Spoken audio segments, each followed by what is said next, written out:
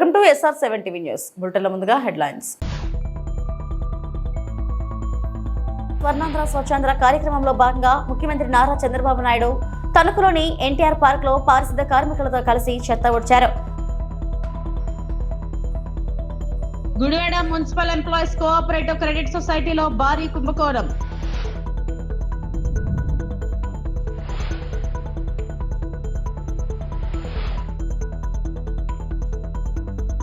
వివేక హత్య కేసు సాక్షులను బెదిరిస్తున్నారు సునీత.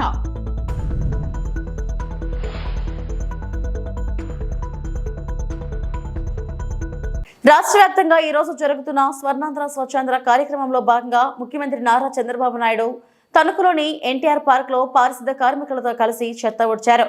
అనంతరం కార్మికులతో ముఖాముఖి కార్యక్రమంలో పాల్గొని వారి సమస్యలు బాగోగులు అడిగి తెలుసుకున్నారు.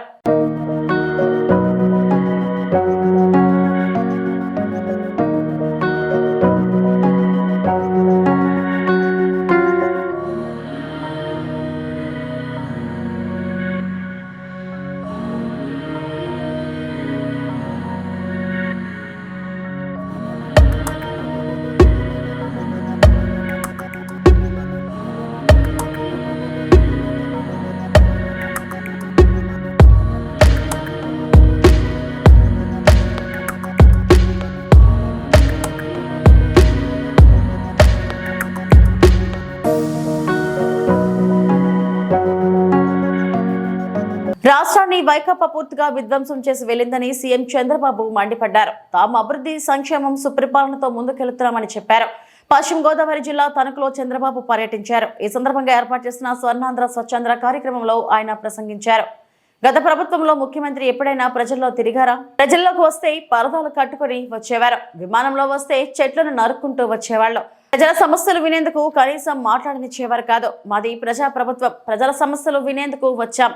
పరిపాలనలో సంస్కరణలు తేవాలన్నదే మా ఏకైక లక్ష్యం. గత ప్రభుత్వం 10 లక్షల కోట్ల అప్పు మనకు మిగిల్చి వెళ్ళింది. అప్పు తీర్చడంతో పాటు వడ్డీ కూడా కట్టాల్సి వస్తుంది. గత సీఎం కనీసం మురికి కాలువల్లో పూడిక కూడా తీయించలేదు. జగన్ 45 లక్షల మెట్రిక్ టన్నుల చెత్తను వారసత్వంగా ఇచ్చారు. స్వచ్ఛాంధ్ర కోసం ప్రతి ఒక్కరూ కంకణం కట్టుకోవాలి, పరిసర ప్రాంతాలని పరిశుభ్రంగా ఉంచుకోవాలని సీఎం చంద్రబాబు పిలుపునిచ్చారు. ఒక విషయం అందరం కూడా గుర్తుపెట్టుకోవాల్సిన అవసరం ఉంది. ఇంత మునుపు ఎవరైనా సరే ముఖ్యమంత్రి వచ్చాడా, ఈ మరి మీటింగ్ పెట్టాడా? జరిగాయి ఆ మీటింగ్లో? ఎప్పుడన్నా మైక్ ఇచ్చారా? ఎప్పుడన్నా తణుకే కాదు ఎక్కడికైనా వచ్చాడా? వస్తే నేరుగా పరదాలు కట్టుకొని వచ్చేవాళ్ళు. విమానంలో వస్తే చెట్లను నరుక్కుంటా వచ్చేవాళ్ళు. ఎవరికి మైక్ ఇచ్చేవాళ్ళు కాదు. మీరెక్కడో కూర్చుంటే వాళ్ళు ఎక్కడో కూర్చునేవాళ్ళు, ఆకాశంలో ఉండేవాళ్ళు. ఇది ప్రజా ప్రభుత్వం. ప్రజలు ఏమి చెప్పినా విని పరిపాలనలో సంస్కరణలు తేవాలని ఏకైక ధ్యేయంతోనే ఈ రోజు నేను మీ ముందుకు వచ్చానని చెప్పి కూడా నేను మీకు తెలియజేస్తున్నా. నేను ప్రతి నెల 3వ శనివారం స్వచ్ఛ ఆంధ్రప్రదేశ్ పెట్టాను. ఈ రోజు మీరు చూస్తున్నారు నా పక్కన కూర్చునింది ఎవరైతే మున్సిపల్ కార్మికులు పక్కన కూర్చుని పెట్టానంటే వాళ్లకు నేను గౌరవిస్తున్నా. మన ఆరోగ్యాన్ని కాపాడే వ్యక్తులు ఎవరంటే ఇక్కడ కూర్చున్న వ్యక్తులు. ఒకప్పుడు వాళ్ళ పట్ల చాలా చులకనగా చూసేవాళ్ళం. ఈ రోజు మన అందరిలో కూడా గౌరవం పెరిగింది. మన ఆరోగ్యాన్ని కాపాడుతున్నారు, మన కోసం పనిచేస్తున్నారు. ఎవరు చెయ్యని పని వాళ్ళు చేస్తున్నారు. అలాంటి వాళ్ళని మానవతా దృక్పథంతో చూడడమే కాకుండా సమాజం గౌరవించాల్సిన అవసరం ఉంది. ఈ విషయం మీరు గుర్తుపెట్టుకోవాల్సిన అవసరం ఉంది. అలాంటి వారి జీవితాల్లో కూడా ఎన్నో సమస్యలు ఉన్నాయి. వాళ్ళకు కూడా హామీ ఇస్తున్నాం. భవిష్యత్తులో మున్సిపల్ కార్మికులు ఎవరైతే ఉన్నారో వాళ్ళందరినీ ఆదుకునే బాధ్యత ఈ ప్రభుత్వం తీసుకుంటామని చెప్పి మీ అందరికీ హామీ ఇస్తున్నాం. ప్రతి 3వ శనివారం రాష్ట్రంలో పనిచేసే అందరికీ ఒకటే విజ్ఞప్తి చేస్తున్నాను. 30 రోజుల్లో 29 రోజులు మన కోసం పనిచేద్దాం. ఒక్క రోజు మాత్రం మీ ఆరోగ్యం కోసం, సమాజం కోసం ఆలోచించండి. ఒక్క రోజు పని చేయకపోతే కొంపలు కూలిపోవు. ఒక్క రోజు చదువుకోకపోయినా పర్వాలేదు, ఉద్యోగస్తులు పని చేయకపోయినా పర్వాలేదు.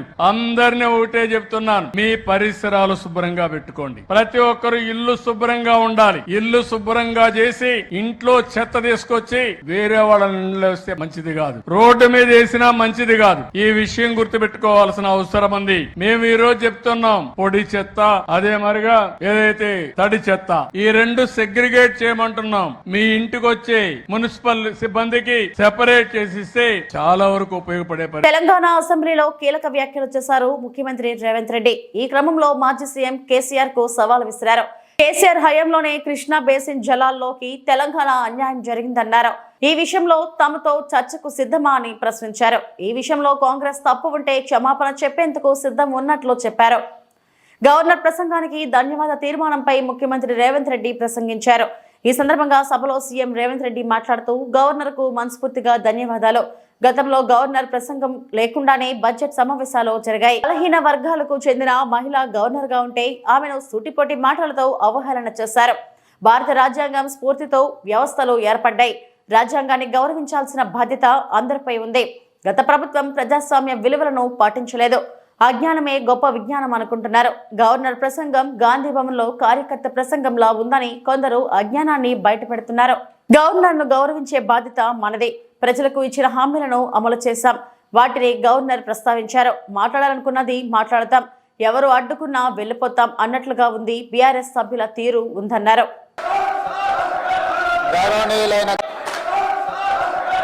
గౌరవనీయులైన గవర్నర్ గారి ప్రసంగానికి ధన్యవాద తీర్మానాన్ని ప్రవేశపెట్టిన తెలంగాణ శాసనసభ విప్ ఆది శ్రీనివాస్ గారు ప్రతిపాదించగా వేముల వీరేశం గారు మద్దతుగా ప్రసంగించారు. బీఆర్ఎస్ పార్టీ నుంచి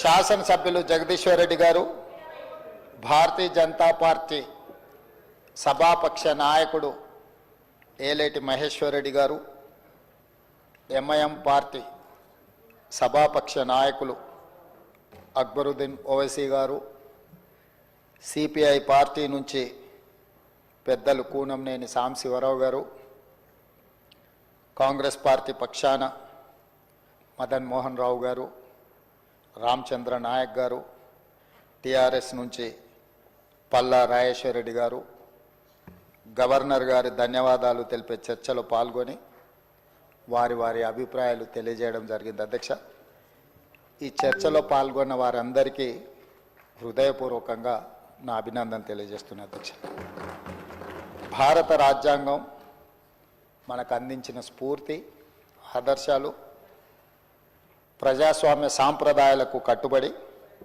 కాంగ్రెస్ పార్టీ ఈ శాసనసభ సమావేశాలను నిర్వహిస్తున్నది.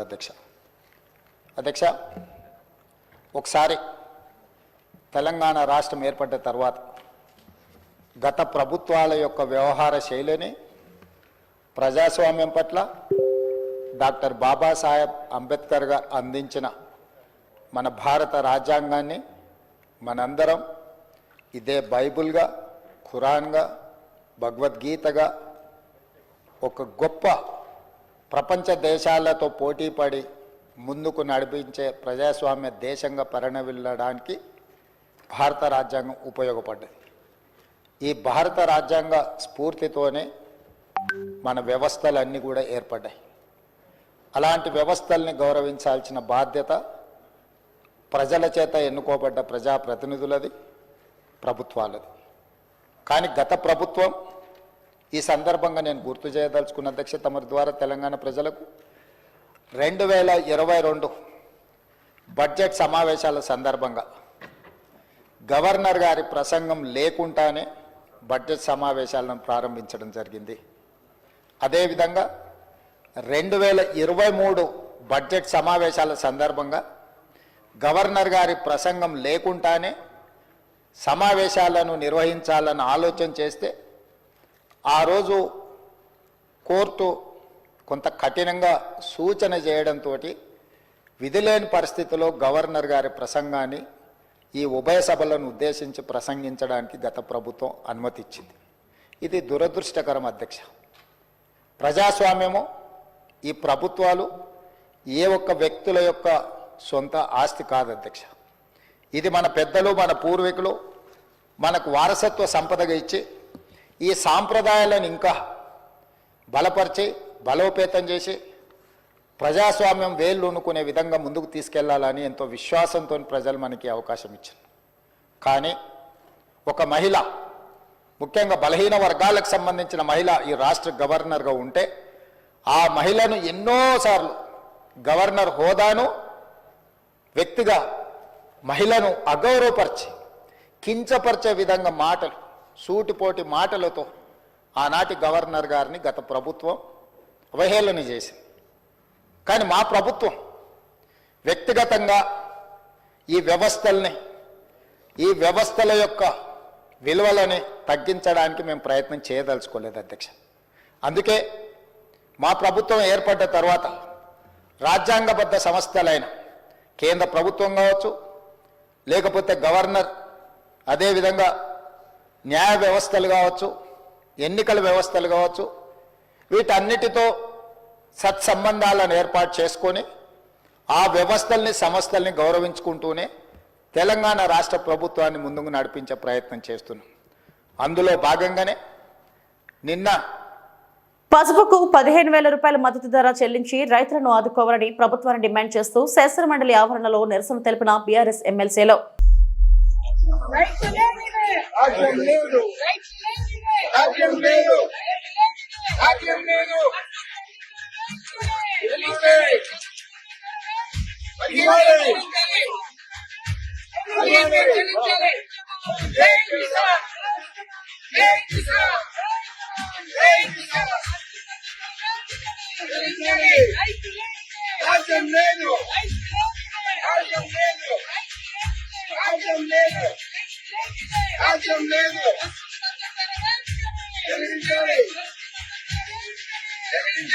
కృష్ణా జిల్లా Gudivada municipal employees cooperative credit సొసైటీలో భారీ కుంభకోణం జరిగింది.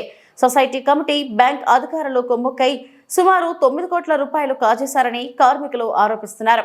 ఈ కుంభకోణంపై గుడివాడ ఎమ్మెల్యే వెనుగండ్ల రామును మున్సిపల్ కార్మికులు కలిసి ఫిర్యాదు చేశారు. 20 ఏళ్ల క్రితం చనిపోయిన కార్మికుడి పేరుతో 10 లక్షల రుణం తీసుకున్నారని కార్మికులు చెబుతున్నారు. 93 మంది సభ్యులతో నడుస్తున్న కోఆపరేటివ్ సొసైటీ కార్మికుల సంతకాలు ఫోర్జరీ చేసి ఒక్కొక్కరిపై సుమారు 10 లక్షల రుణం తీసుకుని కాజేశారని ఆవేదన వ్యక్తం చెందుతున్నారు. వైసీపీ నేతల అండతోనే సొసైటీ అధ్యక్షురాలు లక్ష్మి అవినీతికి పాల్పడినట్లు ఆరోపించారు. ఈ అవకతవకలను మంత్రి లోకేష్ దృష్టికి తీసుకెళ్లి సిఐడి విచారణ కోరుతామని ఎమ్మెల్యే రాము తెలిపారు. కోఆపరేటివ్ సొసైటీలో అతి పెద్ద స్కామ్ జరిగినట్టుగా కనపడతా ఉంది. ఆల్మోస్ట్ 8,75,00,000 దాకా స్కామ్ అమౌంట్ కనపడతా ఉంది. చాలా దుర్మార్గంగా ఎంప్లాయీస్ కూడా తెలియకుండా వాళ్ళ పేరు మీద ఎంత లోన్ వస్తుందో అంత లోన్ తీసేసుకుని లాస్ట్ మంత్ నుంచి వీళ్ళకి డిమాండ్ నోటీసులు వస్తుంటే వాళ్ళకి అర్థం కాక ఇన్ని రోజులు కూర్చుని ఉన్నాయి.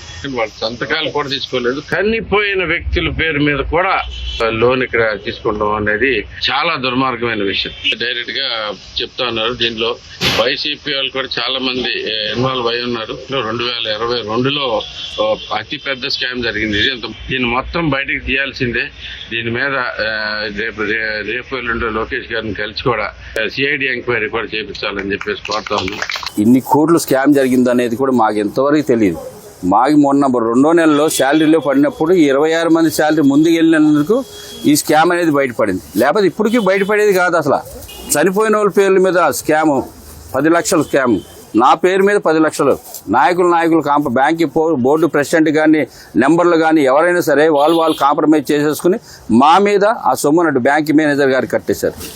బ్యాంక్ మేనేజర్ గారు కూడా మాకు డిమాండ్ నోటీసులు ఎలా పంపించారంటే, మీరు సస్య చావండి, ఈ డిమాండ్ నోటీసులు మీరు ఎంతెంత అమౌంట్లు ఉన్నాయో అంత అమౌంట్లు కట్టాల్సిందే. 10 లక్షలు, వడ్డీ వచ్చి 6 లక్షలు, 16 లక్షలు ప్లస్ నెలకు వచ్చి ఈఎంఐ కట్టాల్సింది 56,000 కట్టాలి. నేను బతకాలా చావాలని. నేను మున్సిపల్ ఎంప్లాయీస్ దీంట్లో ఉద్యోగస్తుని.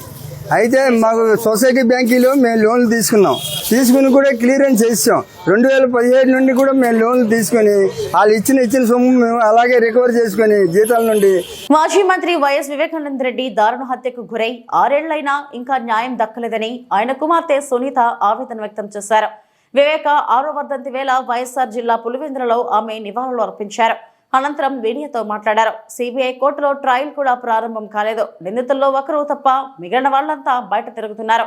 నిందితులు దర్యాప్తు ముందుకు సాగకుండా మేనేజ్ చేస్తున్నారనే అనుమానం కలుగుతుంది. ఈ కేసులో సాక్షులు అనుమానాస్పద రీతిలో చనిపోతున్నారు.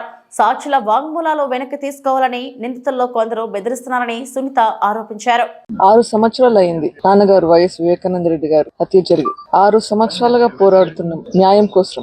ఈ 6 సంవత్సరాల్లో ఎంత పోరాడినామో అందరూ చూస్తున్నారు. ఈ రోజు చూస్తే పరిస్థితి ఒక్కరు తప్ప వీళ్ళు అందరూ బయట లక్షణంగా బ్రతుకుతున్నారు. అక్యూస్ అందరూ బయట ఉన్నారు. ఇన్వెస్టిగేషన్ ఆగిపోయింది. ట్రయల్ మొదలు పెట్టట్లేదు, న్యాయం వస్తుందా? ఈ దారుణమైన హత్య గురించి ఇంతగా పోరాడుతున్నాము. వైఎస్ వివేకానంద రెడ్డి గారికి ఇంత అన్యాయం జరిగితే న్యాయం జరగలేదు, మరి ఇంకొకరికి ఎలా న్యాయం జరుగుతుందని అనుకుంటాము? ఎవరైతే నిందితులు అని చెప్పబడ్డారో వాళ్ళకంటే ఎక్కువ శిక్ష మాకు, మా కుటుంబానికి ఎక్కువ పడుతున్నట్లుగా ఉంది. ఇది న్యాయం అసలు? కానీ ఖచ్చితంగా న్యాయం జరుగుతుందన్న నమ్మకం అయితే ఉంది.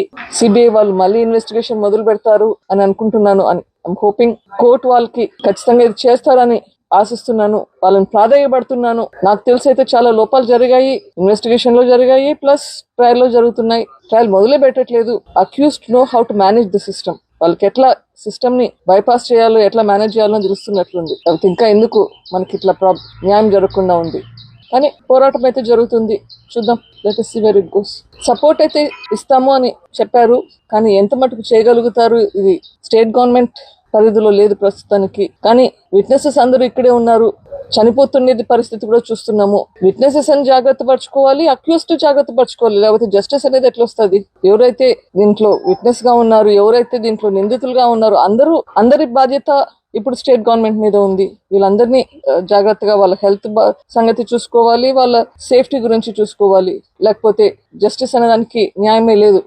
అదే కాకుండా చాలా మంది విట్నెసెస్ హోస్టైల్ అవుతున్నారు, విట్నెసెస్ మీద ప్రెషర్ పెడుతున్నారు, మీ స్టేట్మెంట్స్ వెనక్కి తీసుకోండి అని. అట్లాంటివి కూడా జరగకూడదు.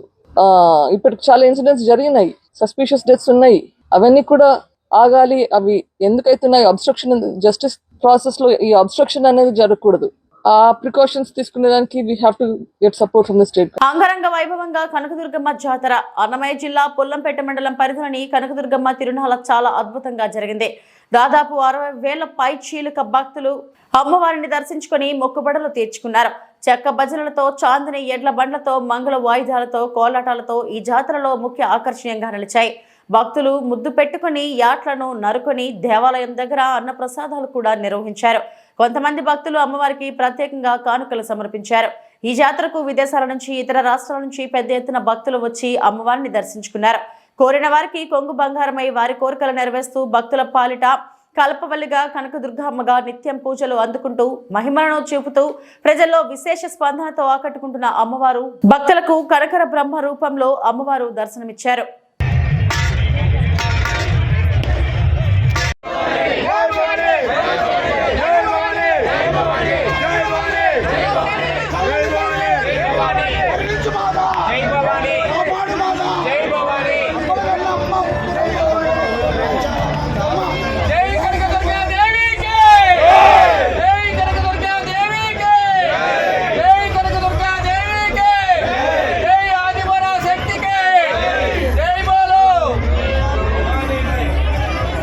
కొంచెం లాంగ్ వచ్చింది. జై కనకదుర్గమ్మ, జై కనకదుర్గమ్మకి, జై కనకదుర్గమ్మకి. జై భవాని, జై భవాని, జై భవాని, జై భవాని, జై భవాని.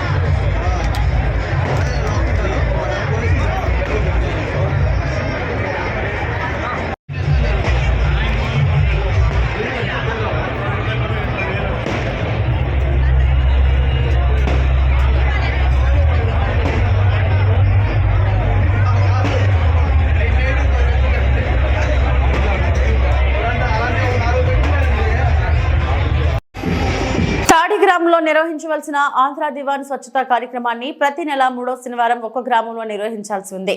కానీ దీన్ని విరుద్ధంగా తాడి ప్రజలందరూ రామ్కీ హబ్ నిర్వహిస్తున్న కార్యక్రమానికి అధికారులు తాడి ప్రజలను రమ్మని చెప్పడం దుర్మార్గమైన చర్య అని సిఐటియు ఆధ్వర్యంలో శనివారం నిరసన కార్యక్రమం నిర్వహించారు. ఈ సందర్భంగా సిఐటియు జిల్లా ఉపాధ్యక్షులు గనిశెట్టి సత్యనారాయణ మాట్లాడుతూ కాలుష్య కారకమైన గ్రామంలో నిర్వహించవలసిన ఆంధ్ర దివాన్ స్వచ్ఛత కార్యక్రమం ఒక కార్పొరేట్ కంపెనీలో ఫార్మా డెవలపర్ దగ్గర నిర్వహించడం మంచిది కాదని, కాలుష్యమైన గ్రామంలో నిర్వహించాలని, గ్రామంలో ప్రజలు తీవ్రమైన జబ్బులతో అల్లాడుతున్నారని, గ్రామాన్ని తరలిస్తామని ప్రభుత్వం ఇచ్చిన హామీతో గ్రామాల అభివృద్ధి లేకపోవడంతో ఫార్మా కాలుష్యం ఒకవైపు, దోమలతో మరోవైపు ప్రజలు అల్లాడుతున్నారని అన్నారు. ముఖ్యమంత్రి చంద్రబాబు నాయుడు, డిప్యూటీ ముఖ్యమంత్రి పవన్ కళ్యాణ్ గ్రామాన్ని వెంటనే తరలించడానికి చర్యలు చేపట్టాలని గనిశెట్టి డిమాండ్ చేశారు. ఈ కార్యక్రమంలో కాండేపల్లి లక్ష్మి, పార్వతి, రమణమ్మ, తాడి ప్రజలు పాల్గొన్నారు. పేరుతో ఏదైతే తాడి గ్రామంలో చేయవలసినటువంటి క్లీన్ అండ్ క్లీన్ శుద్ధి చేయవలసినటువంటి దాన్ని తీసుకెళ్ళి పెద్ద కార్పొరేట్ సంస్థ ఈ మొత్తం డెవలపర్గా ఉన్నటువంటి ఫార్మాసిటీలో డెవలపర్గా ఉన్న రామ్కీలో చేస్తూ ఉన్నారు. మేము ఈ రాష్ట్ర ప్రభుత్వాన్ని చెప్తా ఉన్నాం, అలాగే అధికారి యంత్రాంగాన్ని చెప్తా ఉన్నాం. ఏదైనా క్లీనింగ్ పనులు ఇలాంటివి చేస్తే గ్రామంలో చేయాలి. తీవ్రమైన కాలుష్యంలో ఉన్నటువంటి తాడి గ్రామంలో చేయవలసినటువంటి శుద్ధి చేయవలసినటువంటిది ఇక్కడ స్వచ్ఛ భారత్ చేయవలసినటువంటి స్వచ్ఛతా దీవెన్ ఏమైనా చేయవలసి వస్తే తాడిలో చేయాలి. కానీ ఆంధ్ర స్వచ్ఛ దీవెన్ అనే రకరకాల పేర్లతో చేస్తున్నటువంటి పట్కేల్ కార్పొరేట్ సంస్థలో రామ్కీలో చేస్తూ ఉన్నారు. డిప్యూటీ ఇన్స్పెక్టర్ ఆఫ్ ఫ్యాక్టరీ కంట్రోల్లో అన్ని పరిశ్రమల్లో చేయొచ్చు, తప్పులేదు. కానీ తహసీల్దార్ అలాగే ఎంపీడీఓ అధికార యంత్రాంగం ఏదైతే ఉందో వీళ్ళతో తాడి గ్రామంలో క్లీన్ అండ్ క్లీన్ చేయవలసినటువంటి అవసరం ఉంది. ఆ రకంగా కాకుండా తాడి గ్రామంలో చేస్తున్నట్లుగా ఈఆర్ఓ ఈరోజు సర్క్యులర్ పెట్టి ఇది రామ్కీ హబ్లో ఈరోజు క్లీన్ అండ్ క్లీన్ చేస్తూ ఉన్నారు. ఇదేమి రకమైనటువంటి విచిత్రమైనటువంటిది. అందుకని అధికార యంత్రాంగం చేస్తున్నటువంటి తప్పుడు పద్ధతుల్ని వ్యతిరేకిస్తూ ఉన్నాం. వెంటనే తాడి గ్రామాన్ని కాలుష్య కోరలో నుండి గ్రామాన్ని తరలించండి. తాడి గ్రామంలో మంచి నీరుకి, మంచి నేలకి, మంచి గాలికి మొక్క వస్తున్నటువంటి పరిస్థితి, అనేక జబ్బులతో అల్లాడుతున్నారు. ప్రభుత్వాలు ఇచ్చిన హామీల ప్రకారంగా వెంటనే గ్రామాన్ని తరలించాలని, ఇక్కడే స్వచ్ఛంద ఏదైతే స్వచ్ఛ భారత్, స్వచ్ఛ దీవెన ఉన్నాయో ఇక్కడే క్లీన్ అండ్ క్లీన్ పనులు చేపట్టాలనేసి మేము డిమాండ్ చేస్తా ఉన్నాం. లేని పక్షంలో అధికార యంత్రాంగాన్ని ఈ ఊర్లో ఇలాంటి పనులు చేస్తే మాత్రం అడుగు పెట్టనిచ్చేది లేదు. గ్రామాన్ని వెంటనే తరలించడానికి చర్యలు చేపట్టాలనేసి మేము డిమాండ్ చేస్తా ఉన్నాం. చూసాం గ్రామంలో స్వచ్ఛ దీవెన్ అనేటువంటి పేరుతో ఏదైతే ఆంధ్ర స్వచ్ఛ దీవెన్ అని రకరకాల పేర్లతో క్లీనింగ్ చేస్తున్నారని చూసాం. అయితే తాడిలో చేస్తారనుకున్నాం మేము. కానీ రామ్కీ కమర్షియల్ హబ్ ఏదైతే ఉందో డెవలపర్గా ఉన్నటువంటి వాడి దగ్గర అక్కడ క్లీనింగ్ చేస్తారట. ఊరు ప్రజలందరినీ అక్కడ రమ్మన్నారు. పాపం కంపెనీ కాలుష్యంలో ఉందని ఆ కంపెనీని చేస్తారో, మరి కాలుష్యానికి గురైన గ్రామాన్ని చేస్తారో అధికారులు తేల్చాలి. తీవ్రమైన కాలుష్యంతో అల్లాడుతున్న తాడి గ్రామంలో క్లీన్ అండ్ క్లీన్ పనులు నిర్వహించాలా. తాడి గ్రామాన్ని సురక్షితమైన ప్రాంతాన్ని తరలించాలని గత 18 సంవత్సరాలుగా డిమాండ్ చేస్తూ ఉన్నాం. గ్రామాన్ని తరలించడానికి చర్యలే. మంచి నీరు, మంచి నేల, మంచి గాలికి మొక్క వస్తున్నటువంటి పరిస్థితి. ప్రజలు తీవ్రమైనటువంటి జబ్బులతో ఉక్కిరిబిక్కిరి అవుతున్నారు.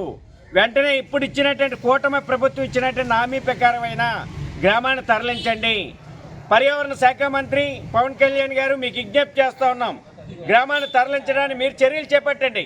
స్వయంగా మీరు వచ్చారు ఇక్కడికి, తాడి గ్రామంలో అడుగు పెట్టారు మీరు ప్రతిపక్షంలో ఉన్నప్పుడు. అప్పుడు మీకు అధికారం లేదు. ఇప్పుడు మీరు డిప్యూటీ ముఖ్యమంత్రి, గ్రామాన్ని తరలించడానికి మీరు చర్యలు చేపట్టండి. రాష్ట్ర ముఖ్యమంత్రి చంద్రబాబు నాయుడు గారు ఇంతకుముందు 2018లో జీవో ఇచ్చారు గ్రామాన్ని తరలిస్తానని. ఆ జీవో అమలుకి నోచుకోలేదు. ఇప్పుడు మీ ప్రభుత్వం వచ్చింది. ఈ గ్రామాన్ని తరలించడానికి మీరు ఇచ్చిన జీవో ప్రకారంగా గ్రామాన్ని ఇప్పుడున్న లెక్కల ప్రకారంగా అన్నీ తయారు చేసి ఏదైతే గ్రామాన్ని రీసర్వే చేసి అన్నీ గ్రామాన్ని. ఇవి ఇప్పటివరకున్న బులెటిన్ అప్డేట్స్. నమస్తే.